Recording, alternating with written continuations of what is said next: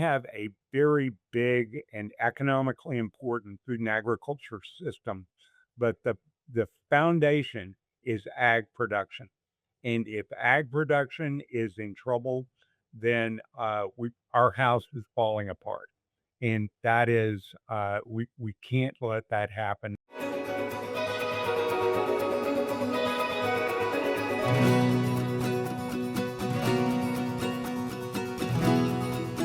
Hello and welcome back to Illinois Corn TV. I'm Lindsay Croke, your host today, and I am joined by John Bode, who is the president and CEO of the Corn Refiners Association. Welcome, John. We're glad to have you today. Thanks, Lindsay. It's a pleasure to be with you. We're going to jump right into the meat of this interview. We'd really like to set the stage and help our listeners understand the Feeding the Economy report. And it matters a lot right now. Will you tell us a lot about that? Feeding the Economy report is 10 years old. It's an annual report we release each Ag Day, and it tells the story of the importance of American agriculture and related industries to the U.S. economy as a whole. And so it's a big, powerful report. It's received numerous awards, ranked as one of the top economic reports in the world. And the information's available with a lot of detail for anybody who goes on the internet and checks out feedingtheeconomy.com. Yeah, I've already been there. It's an amazing report, a lot of great information. And I was so excited to kind of match this up with this year's Illinois Farm Families research, which said that people are interested in understanding more about how agriculture impacts the economy. So talk to us a little bit about the bigger picture that this paints. Like, this really tells us something about farm to table and help us understand what it is. It does. And I should note that it's sponsored by about 35 national agriculture and food organizations. And that's because this is a very big community and it's a big impact. It found that about 20% of the U.S. economy is composed of American agriculture and its related industries. And so it is big. It's about 1 in 5 American jobs, uh, $10.4 trillion in economic activity. So very large, and it reaches from, of course, the farm all the way through to the retail or food service operation. Yeah, that was going to be my next question. What kinds of careers? 1 in 5 jobs in America. That's quite a large range of careers, I have to assume. It is large, but I think we in agriculture often don't think about how big a tent we live in and how we're all in it together. And an example is agriculture manufacturing. So that's manufacturing agricultural production. Uh, and agriculture manufacturing is the largest segment of American manufacturing. We have about 2.5 times as many jobs in manufacturing American agricultural products as automobiles. So it is big and should not be taken for granted. And talk to me about the wages that people are getting for these kinds of jobs. Are they high wage, low wage? It's a mixed picture. Of course, what we've seen over the last 10 years is a real growth in American wages, and that certainly includes in agriculture and related jobs. So we've seen that year over year, there was about a 4% increase overall, 13% over the last decade. But that we shouldn't focus just on those bigger numbers. Look specifically at what happens in ag production, and that's where there's been some real pressure, downward pressure that's of concern, and it reflects the fact that economic times are hard in ag production, and that's a real problem. Yeah, I would say our members are really feeling that. The a lot of the folks that are watching this today are feeling that. Um, and that's why it does feel really important, this 10th anniversary of this report, to focus in on some of these numbers and tell a bigger story. I agree, Ramsey. And and the way I like to think of it is we have a very big and economically important food and agriculture system, but the foundation is ag production. And if ag production is in trouble, then our house is falling apart. And that is we can't let that happen. And so there needs to be focus on the health of American ag production. Really good point. Great point. So, Illinois is a significant export state, and trade is always at the top of minds of my farmers, my listeners here. So, this report shows some really important export numbers. Can we dig into those? We sure can. I must say, I think um, when I think of that, the health of our house, food and agriculture, we need that foundation to be strong, but we need the whole house to be strong because it's about markets, and our export markets are an important part of that picture. We have seen a $5.4 billion year over year loss in our exports in food and agriculture. And what's especially concerning is in inflation adjusted terms, that is down about 10% over the last 10 years. And that is a big problem. When you look at it, where we are trying to, the Trump administration is working hard to increase our export markets uh, and address the balance in trade, where we now have a trade deficit in food and agriculture.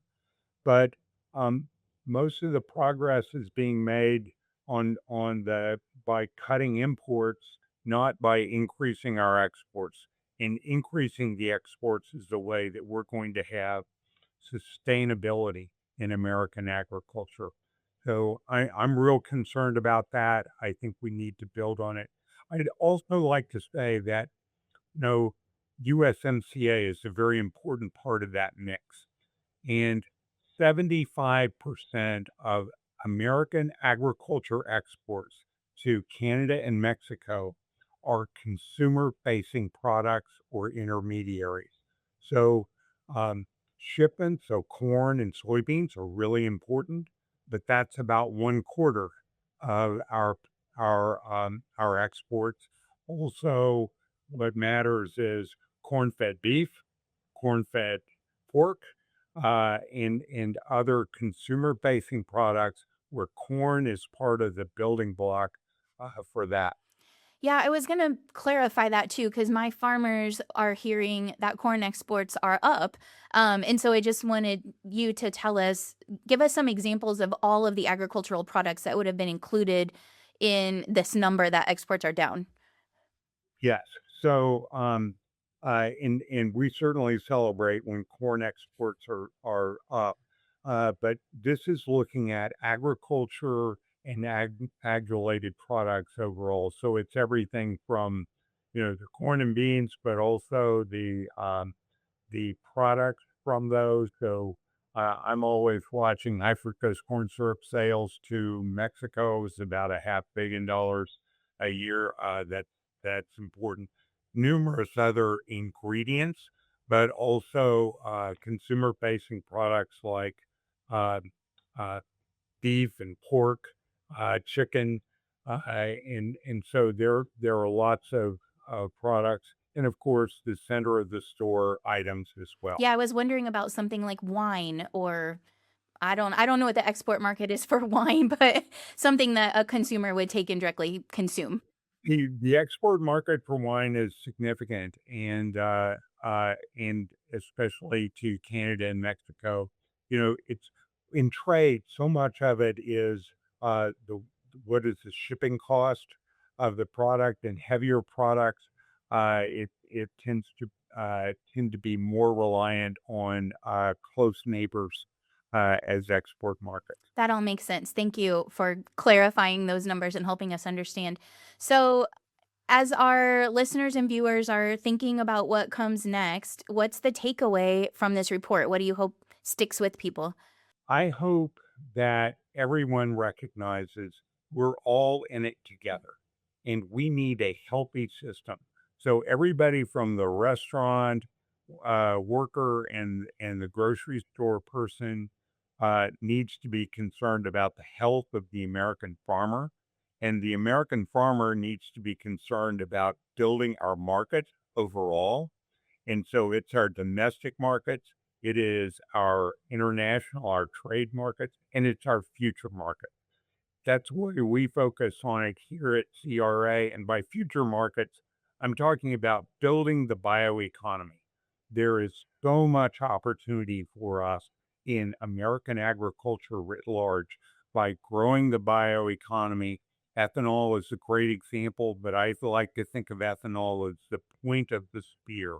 There are hundreds, thousands of other renewable products coming behind, and because no one in the world is as efficient and productive and sustainable as the American farmer, that is a great promise of the future. John, I'm on a personal mission to replace all the paper straws with corn plastic straws or plant-based straws. I don't care what kind of plastic. That's great, Lindsay. We partner with another association, the Plant Based Products Council, that is, and we do that because we believe that a great opportunity for corn is the bioeconomy, and any policy will be feedstock agnostic. So we ought to be working with all the other feedstocks and let the market work out what's the best way, which one fits each purpose. We're confident corn's going to work out real well in that. Um, and the Plant Based Products Council has done a lot of work to build this policy environment that will enable growth. Unfortunately, so far the science for growing the bioeconomy, it's developed in the US, but is commercialized in Asia and Europe. And we need to address that so that we commercialize more here and grow the bioeconomy of the US. It just underscores your point of how interconnected we are globally and how important it is that we are all working together, like you said. I am ready to pivot to our not to be corny section. Are you ready for a corny joke about corn syrup, I think I'm actually? ready. I'm always ready for a corny joke. Okay, I've got one to offer. It kind of has a high fructose corn syrup leaning. Here we go. How did corn become king? I don't know. How? It usurped the throne. Oh, I like that. Well, you feel free to throw that out in any other meetings that you're in today or this week. It has been so much fun to chat with you. Thank you for filling us in on the Feeding the Economy report. And what is that website again for our listeners so they can go check it out?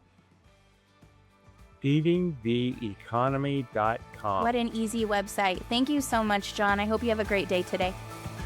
Thanks, Lindsay. You too.